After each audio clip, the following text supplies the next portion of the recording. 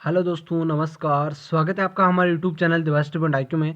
साथियों, हम आज इस क्लास में साइकोलॉजी के महत्वपूर्ण प्रश्नों की चर्चा करने वाले हैं, जो आपके लिए अलग अलग बुक से मैं लेकर आया हूं साथियों, जो REET TET CTET SSB KVS all exams के लिए इंपॉर्टेंट है। ठीक है, आज हमारा टेस्ट नंबर 4 है। टेस्ट नंबर 1 से 3 तक आप देखने के लिए चैनल की प्ले लिस्ट में जाकर देख सकते हैं। ठीक है, और चैनल को सब्सक्राइब नहीं करते तो सब्सक्राइब जरूर कर लेना है, जिससे हर दिन शाम 8 और सुबह 8 दोनों टाइम आपको ये टेस्ट मिलता रहेगा इस चैनल पर।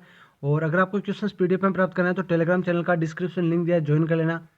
वहाँ पर आपको ये सारे क्वेश्चंस पीडीएफ में मिल जाएंगे। तो स्टार्ट करते हैं। आप साथ में भी आंसर दे सकते हैं, या आपको लास्ट में बताना कि आपके कितने राइट हो रहे हैं। शिक्षक का बर्ताव होना चाहिए प्रशासनात्मक, शिक्षाप्रद, आदर्शवादी या निर्देशात्मक। तो शिक्षक का बर्ताव कैसा होना चाहिए साथियों? तो इसमें आपका हो जाएगा आदर्शवादी। शिक्षक का बर्ताव कैसा होना चाहिए? आदर्शवादी होना चाहिए साथियों। ठीक है, आपको साथ में याद कर लेना है सारे क्वेश्चन। लाइक कर देना। 2 नंबर क्वेश्चन है, आकलन के बारे में निम्नलिखित कथनों में से कौन सा कथन सही है? तो कौन कौन से ये 4 कथन है, कौन कौन से सही है साथियों? 1 नंबर कथन है, आकलन से विद्यार्थियों को ये सहायता मिलना चाहिए कि वे शक्तियों और रिक्तियों को देखने से और शिक्षक तदनुसार उन्हें ठीक कर सके। ठीक है, ये क्या है? ये सही है क्या? ये आपका बिल्कुल सही है साथियों। ठीक है, 2 नंबर ऑप्शन है, आकलन तभी सार्थक होता है जब विद्यार्थी को तुलनात्मक मूल्यांकन भी हो। यह गलत है। 3 नंबर है, आकलन केवल स्मरण शक्ति का ही नहीं, बोधन और अनुप्रयोग का भी होना चाहिए। बिल्कुल 3 नंबर ऑप्शन सही है इसमें। तो साथियों 1 और 3 इसमें क्या हो जाएंगे? राइट हो जाएंगे। ठीक है, तो इसमें आपका ए ऑप्शन राइट हो जाएगा। 1 और 3 क्या है? सही है। 4 नंबर, आकलन तब तक उद्देश्यपूर्ण नहीं हो सकता जब तक उससे भय और चिंता का संचार नहीं हो। नहीं, यह गलत है। तो साथियों 1 और 3 इसमें राइट हो जाएगा, याद कर लेना है। अगला क्वेश्चन हो जाएगा, स्पीयरमैन 1904 के अनुसार तर्क करने की क्षमता और समस्या समाधान करने की क्षमता कहलाती है। स्पीयरमैन के अनुसार, स्पीयरमैन 1904 के अनुसार, तो एक एस कारक, जी कारक, विशिष्ट बुद्धि, सांस्कृतिक बुद्धि। तो साथियों इसमें आपका हो जाएगा जी कारक। स्पीयरमैन के अनुसार तर्क करने की क्षमता और समस्या समाधान करने की क्षमता क्या कहलाती है? जी कारक कहलाती है साथियों। अगला क्वेश्चन हो जाएगा, एक शिक्षक को साधन संपन्न होना चाहिए, इसका अर्थ क्या है? ए ऑप्शन है, उनसे पास पर्याप्त धन संपदा होनी चाहिए ताकि उसे शिक्षण देने की जरूरत न पड़े। गलत हो जाएगा। उनका अधिकारियों के उच्च स्तर से संपर्क होना चाहिए। बिल्कुल नहीं होना चाहिए। उच्च अधिकारियों से संपर्क की क्या जरूरत है? सी ऑप्शन है, उनको अपने विद्यार्थियों की समस्या को हल करने का पर्याप्त ज्ञान होना चाहिए। बिल्कुल राइट है साथियों, उनको अपने विद्यार्थियों की समस्याओं को हल करने का पर्याप्त ज्ञान होना चाहिए। यही एक शिक्षक का साधन संपन्न होना चाहिए साथियों। ठीक है, और डी ऑप्शन है, विद्यार्थियों के बीच उनकी प्रसिद्धि होनी चाहिए। बिल्कुल गलत हो जाएगा। तो सी ऑप्शन इसमें राइट हो जाएगा। ओके, अगला क्वेश्चन है, विद्यालयों में विद्यार्थियों को कैसे अभिप्रेरित करना उचित है? चुने गए अध्ययन द्वारा, प्रासंगिक अध्ययन द्वारा, गहन अध्ययन द्वारा या सस्वर अधिगम द्वारा। तो विद्यालयों में विद्यार्थियों को कैसे अभिप्रेरित करना उचित है? तो साथियों इसमें आपका हो जाएगा सस्वर अधिगम के द्वारा। ठीक है, डी ऑप्शन आपका इसमें राइट हो जाएगा। सारे क्वेश्चन साथ में याद कर लेना, वीडियो को 2 बार देख लेना साथियों। शिक्षा का उद्देश्य होना चाहिए। ए ऑप्शन है, विद्यार्थियों में व्यवसायिक कुशलता का विकास करना। बी ऑप्शन है, विद्यार्थियों में सामाजिक जागरूकता का विकास करना। सी ऑप्शन है, विद्यार्थियों को परीक्षा के लिए तैयार करना। और डी ऑप्शन है, व्यावहारिक जीवन के लिए विद्यार्थियों को तैयार करना। तो क्या हो जाएगा 6 नंबर में? 6 नंबर आपका हो जाएगा साथियों, व्यावहारिक जीवन के लिए विद्यार्थियों को तैयार करना। ठीक है, डी ऑप्शन राइट हो जाएगा इसमें। अगला क्वेश्चन हो जाएगा, दूसरे व्यक्ति के भाव की नकल है सीखना, अनुकरण, कल्पना या चिंतन। तो 7 नंबर का साथियों राइट हो जाएगा अनुकरण। ठीक है, दूसरे व्यक्ति के भाव की नकल है अनुकरण। बी ऑप्शन आपका राइट हो जाएगा इसमें। अगला क्वेश्चन हो जाएगा, निम्नलिखित में से कौन सा एक उदाहरण भाषिक बुद्धि वाले व्यक्ति का दर्शाता है? व्यक्ति को दर्शाता है। तो ए ऑप्शन है, शब्दों के अर्थ और क्रम तथा भाषा के विविध प्रयोग के प्रति संवेदनशीलता। क्या हो जाएगा इसमें? कौन सा? ये क्या सही है या गलत है? तो इसमें आपका ये सही हो जाएगा साथियों। ठीक है, निम्नलिखित में से कौन सा एक उदाहरण भाषिक बुद्धि वाले व्यक्तित्व को दर्शाता है? तो शब्दों के अर्थ और कर्म तथा भाषा के विविध प्रयोगों के प्रति संवेदनशीलता, ये आपका इसमें राइट हो जाएगा, ये तीनों ऑप्शन नहीं होंगे। ठीक है, अगला हो जाएगा 9 नंबर क्वेश्चन, बालकों को सीखने में प्रेरणा को किस रूप में उपयोगी माना जाता है? बालकों को सीखने में प्रेरणा को किस रूप में उपयोगी माना जाता है? ए ऑप्शन है बालक की व्यक्तित्व का आदर, बी ऑप्शन है पुरस्कार एवं दंड, सी ऑप्शन है प्रशंसा एवं भर्त्सना, डी ऑप्शन है उपयुक्त सभी। तो साथियों इसमें आपका हो जाएगा उपयुक्त सभी। बालकों को सीखने में प्रेरणा को किस रूप में उपयोगी माना जाता है? तो ये तीनों ऑप्शन इसमें राइट हो जाएंगे। अगला हो जाएगा विद्यार्थियों की अभिव्यक्तियों में परिवर्तन के लिए निम्न में से किस विधि का प्रयोग अध्यापक को नहीं करना चाहिए? तो ऑप्शन है दबाव से किसी बात या विचार के लिए राजी करना, बी ऑप्शन है किसी विचार को दोहराना अथवा दृढ़तापूर्वक व्यवहार, सी ऑप्शन है किसी प्रशंसनीय व्यक्ति के द्वारा समर्थन एवं स्वीकृति, डी ऑप्शन है संदेश के साथ साहचर्य स्थापित करना। तो 10 नंबर में साथियों आपका हो जाएगा दबाव से किसी बात या विचार के लिए राजी करना। ये क्या हो जाएगा? इसमें गलत हो जाएगा, ये नहीं करना चाहिए। ठीक है, दबाव से किसी बात या विचार के लिए राजी नहीं करना चाहिए, दबाव से ध्यान रखना, ये इसमें नहीं करना चाहिए, गलत हो जाएगा। ए ऑप्शन इसमें सही हो जाएगा। अगला हो जाएगा आपका निम्न में से कौन सीखने के सही स्तर है? कौन सा सीखने का सही स्तर है? तथ्य ज्ञान प्राप्त करना, सूचना, बोध या प्रज्ञान। बी ऑप्शन है तथ्य सूचना बोध ज्ञान प्राप्त करना प्रज्ञान, सी ऑप्शन है तथ्य सूचना ज्ञान प्राप्त करना बोध प्रज्ञान, और डी ऑप्शन है तथ्य बोध सूचना ज्ञान प्राप्त करना प्रज्ञान। ये प्रश्न कन्फर्म एग्जाम में पूछा जा सकता है साथियों, इंपॉर्टेंट है, छाप लेना। तो इसका जो आंसर है वो आपको याद कर लेना। इसमें आपको हो जाएगा सी ऑप्शन। निम्न में से कौन सीखने का सही स्तर है?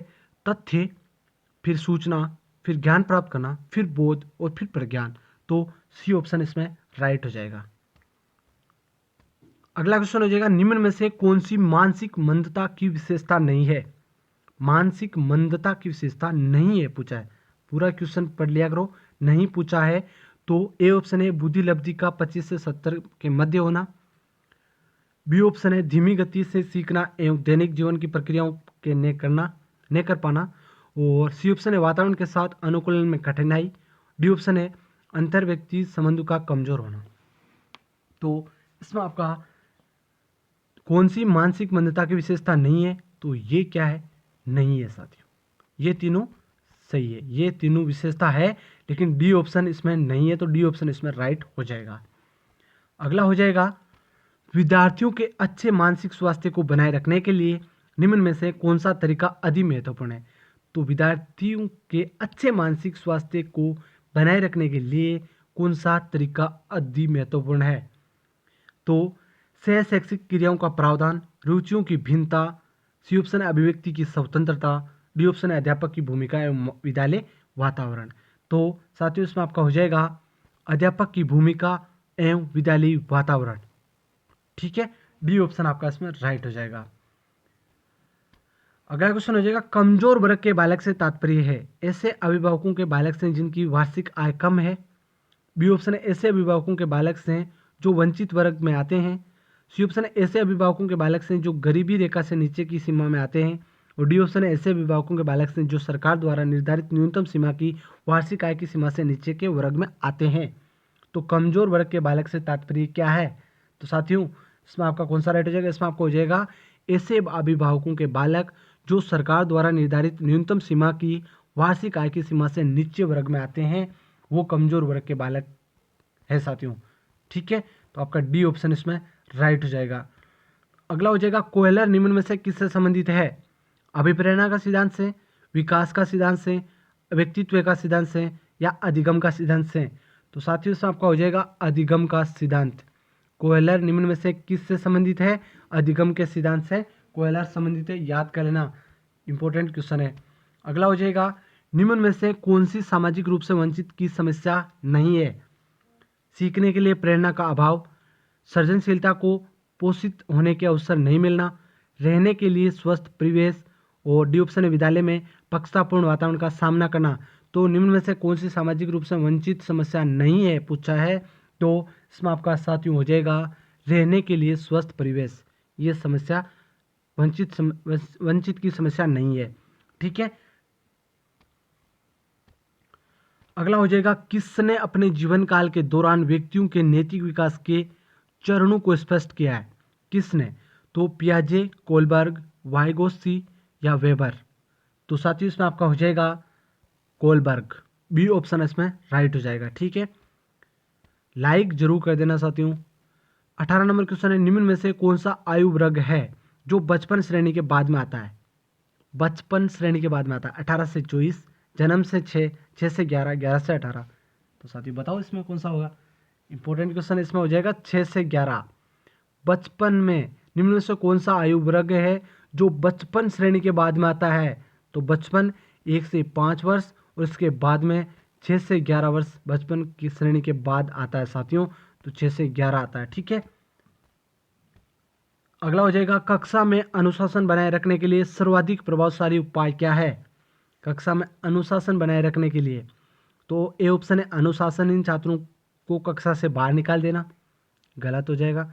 बी ऑप्शन है, शिक्षण को रोचक एवं व्यावहारिक बनाना। सी ऑप्शन है, छात्रों के अभिभावकों को सूचित करना। और डी ऑप्शन है, अनुशासनहीन छात्रों को विशिष्ट सुविधा प्रदान करना। कौन सा होगा?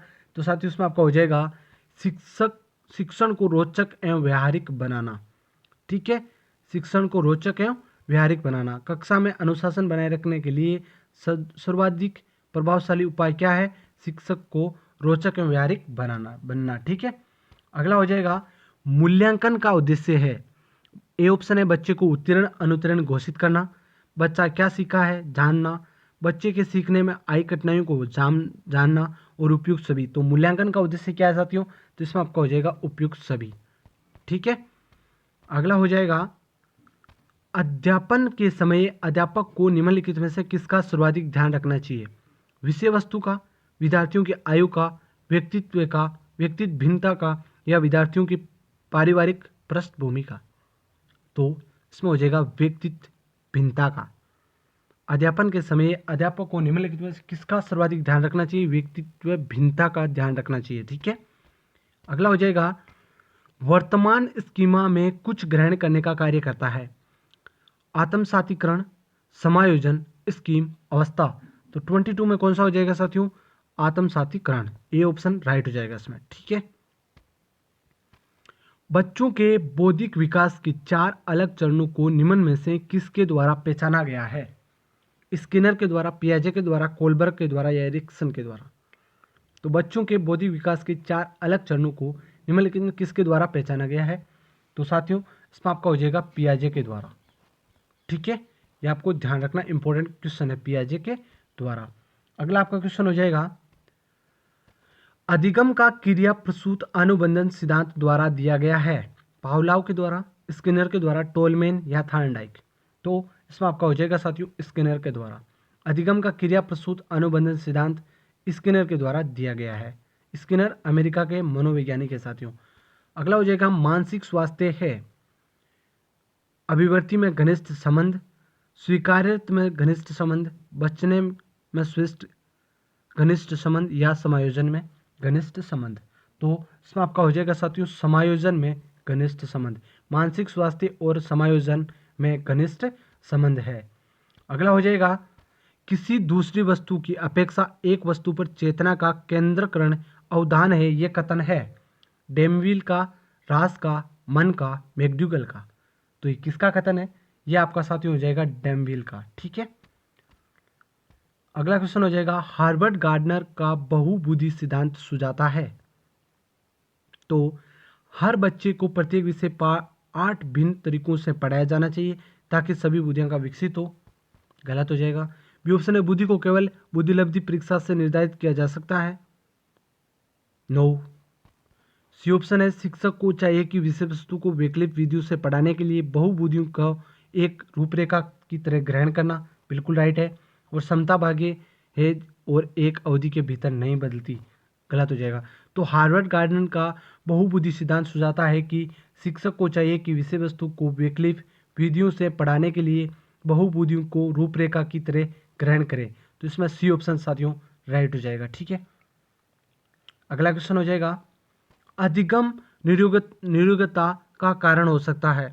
सांस्कृतिक भिन्नता, साथियों द्वारा प्रदर्शित उदासीनता, शिक्षक की अभिक्षमता या इनमें से कोई नहीं।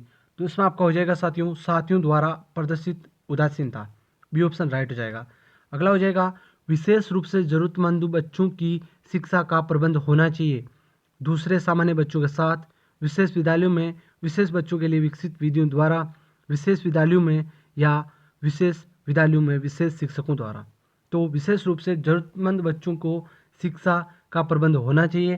तो साथियों इसमें आपका हो जाएगा दूसरे सामान्य बच्चों के साथ होना चाहिए। ठीक है। अगला हो जाएगा निम्न में से कौन सा एक बुद्धिमान युवा बच्चे का संकेत नहीं है। तो साथियों हर क्वेश्चन आराम से शांत से पढ़ा करो और आंसर दिया करो। बहुत सरल है सारे क्वेश्चन। ए ऑप्शन है वह बच्चा जो एक अमूर्त ढंग से सोचता है। बी है वह बच्चा जो अपने आप को एक नए माहौल में समायोजन कर सकता है। सी ऑप्शन है वह बच्चा जिसमें लंबे निबंध रटने की क्षमता है। और डी ऑप्शन है वह बच्चा जिसमें धारा प्रवाह और उचित रूप से संवाद करने की क्षमता है। तो इसमें आपका हो जाएगा साथियों वह बच्चा जिसमें लंबे निबंध रटने की क्षमता है। ये क्या है, गलत हो जाएगा इसमें। ठीक है, ये सी ऑप्शन इसमें सही हो जाएगा। लेकिन क्या पूछा है, निम्न में से कौन सा एक बुद्धिमान युवा बच्चे का संकेत नहीं है। तो ये संकेत नहीं है साथियों। ठीक है, तो सी ऑप्शन इसमें आपका राइट हो जाएगा इस प्रश्न में। तो कैसे लगी क्लास जरूर बताना, लाइक शेयर सब्सक्राइब करना। और हर दिन आपको सुबह और शाम दोनों टाइम ये टेस्ट देना है। 8 बजे सुबह, 8 बजे शाम को टेस्ट लगता है इस चैनल पर। और लाइक जरूर कर देना और जितने भी आपके पास ग्रुप है एक बार शेयर जरूर कर देना साथियों।